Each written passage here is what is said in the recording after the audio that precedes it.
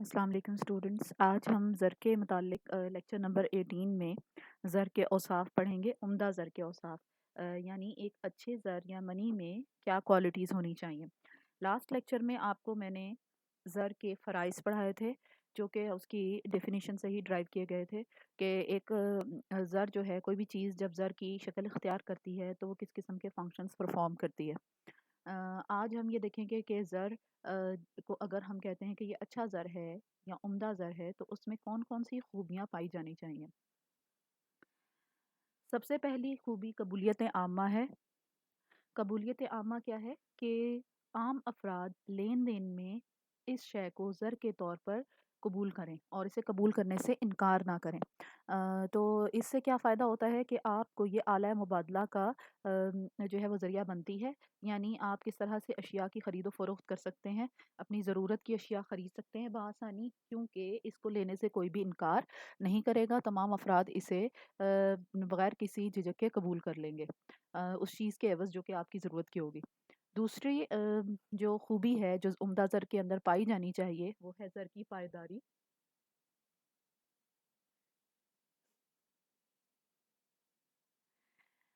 پائیداری سے مراد یہ ہے کہ وہ ڈیوریبل ہونی چاہیے۔ جیسا کہ آپ کو میں نے بتایا کہ جب اشیاء بطور زر استعمال ہوتی تھیں تو اس میں ان اشیاء کے گل سڑ جانے کا، ضائع ہو جانے کا خدشہ ہوتا تھا اور وہ پائیدار نہیں ہوتی تھیں۔ تو جو عمدہ زر ہے اس میں یہ خوبی پائی جاتی ہے کہ وہ پائیدار ہوتی ہے، ضائع نہیں ہوتی، گلتی سڑتی نہیں ہے، بلکہ آپ اسے لمبے عرصے تک محفوظ رکھ سکتے ہیں اور جب چاہیں اپنی ضرورت کے لیے استعمال میں لا سکتے ہیں۔ تو جیسے سونے چاندی کے سکے ہیں یا کاغذی نوٹ ہیں یا پلاسٹک منی آج کے دور میں جیسے آ گئی، تو یہ سب پائیدار ہوتی ہیں اور یہ عمدہ زر کی جو ہے مختلف اشکال ہیں۔ تیسری خوبی جو عمدہ زر میں پائی جاتی ہے وہ ہے انتقال پذیری۔ انتقال پذیری سے مراد یہ ہے کہ ہم اسے بآسانی منتقل کر سکتے ہیں، یعنی ایک اچھا زر جو ہے اس کو بآسانی ایک جگہ سے دوسری جگہ منتقل کیا جا سکتا ہے اور اس میں مشکلات کا سامنا نہیں کرنا پڑتا۔ جیسا کہ آپ دیکھیں کہ آپ جدید جو میں نے آپ کو زر کے ارتقاء میں جو دھاتی زر اور کاغذی زر اور اس کے بعد اعتباری زر کی اقسام بتائی تھیں، وہ ساری جو ہیں وہ انتقال پذیری کی خوبی رکھتی ہیں کہ آپ ان کو ایک جگہ سے دوسری جگہ بآسانی منتقل کر سکتے ہیں، ٹھیک ہے، حجم بھی کم ہو اور مالیت زیادہ ہو، تو ایسی چیز کو ہم کہتے ہیں کہ یہ عمدہ زر ہے۔ جو زیادہ حجم رکھنے والی چیزیں ہیں انہیں زر کے طور پہ استعمال نہیں کیا جا سکتا، کیونکہ انہیں بآسانی ایک جگہ سے دوسری جگہ منتقل کرنا مشکل ہو جاتا ہے۔ آپ کو پتہ ہے کہ جو اعتباری زر کی شکل میں نے آپ کو بتائی تھی وہ جدید ترین شکل ہے، جسے سب سے زیادہ آسانی سے زر کو ایک جگہ سے دوسری جگہ منتقل کیا جا سکتا ہے۔ مثلاً آپ کریڈٹ کارڈ کے ذریعے یا اے ٹی ایم کے ذریعے رقم بآسانی ٹرانسفر کر سکتے ہیں اور بغیر کوئی زر کا بوجھ اٹھائے آپ ایک جگہ سے دوسری جگہ جا کر اپنی جو مطلوبہ شے ہے وہ اس کی مدد سے خرید سکتے ہیں۔ چوتھی خوبی عمدہ زر کی ہے شناخت پذیری۔ پہلے زمانوں میں جب اشیاء کو بطور زر استعمال کیا جاتا تھا تو ان کی تمام تر اکائیاں ایک جیسی نہیں ہوتی تھی اور ان کو شناخت کرنا مشکل ہو جاتا تھا، اور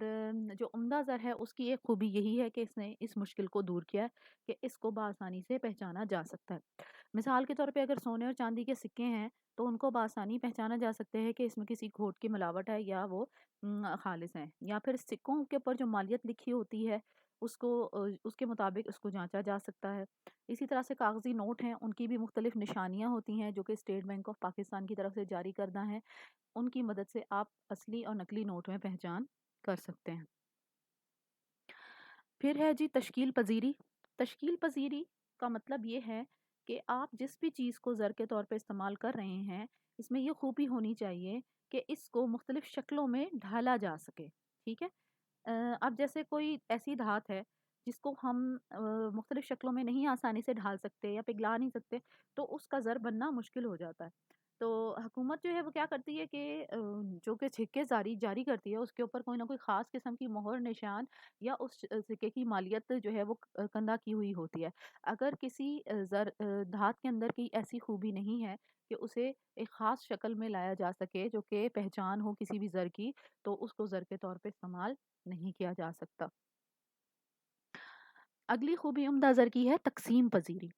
آپ کو میں نے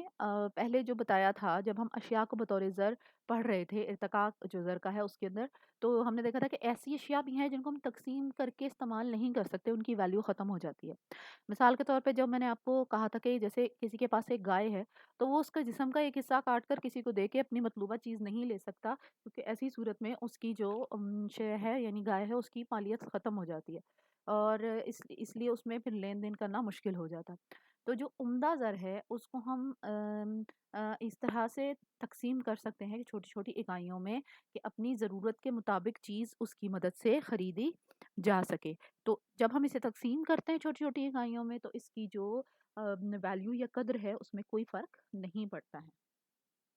مثال کے طور پہ اگر سونا بطور زر استعمال ہو رہا ہے، تو اس کے آپ چھوٹے ٹکڑے کر دیں، بڑے ٹکڑے کر دیں، اس سے اس کی مالیت میں کوئی فرق نہیں پڑے گا، ٹھیک ہے؟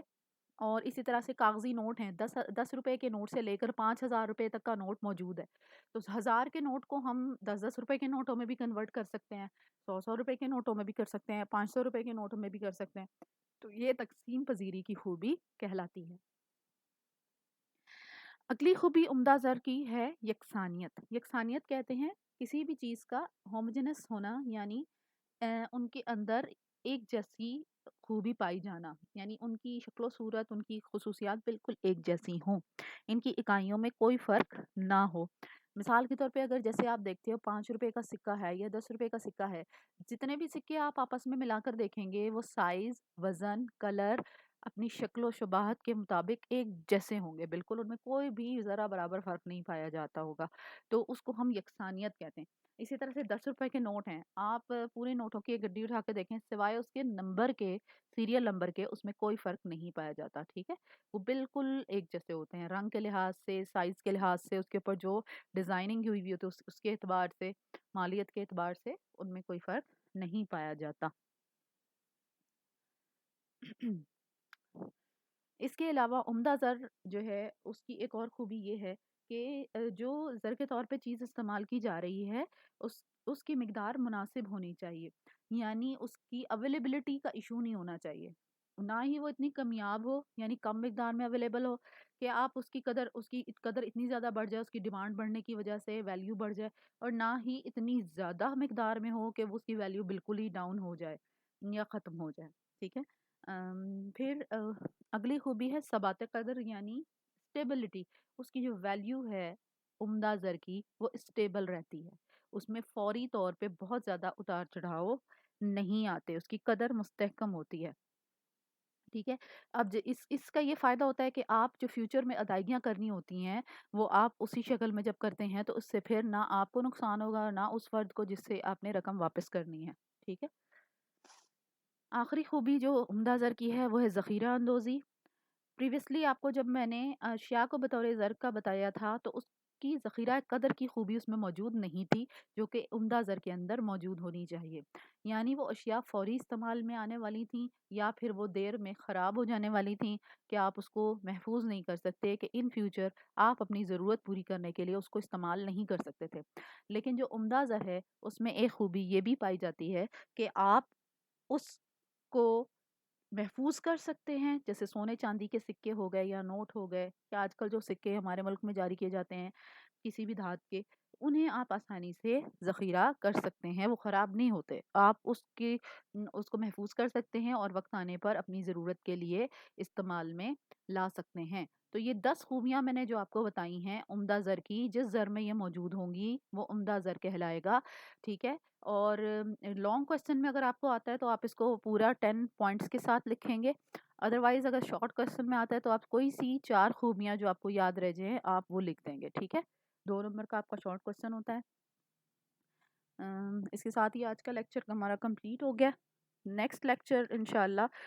زر کی اقسام کے حوالے سے ہوگا، ہم اس میں دیکھیں گے کہ زر کی کون کون سی اقسام ہیں، ان کو ڈیفائن کریں گے مختلف اعتبار سے۔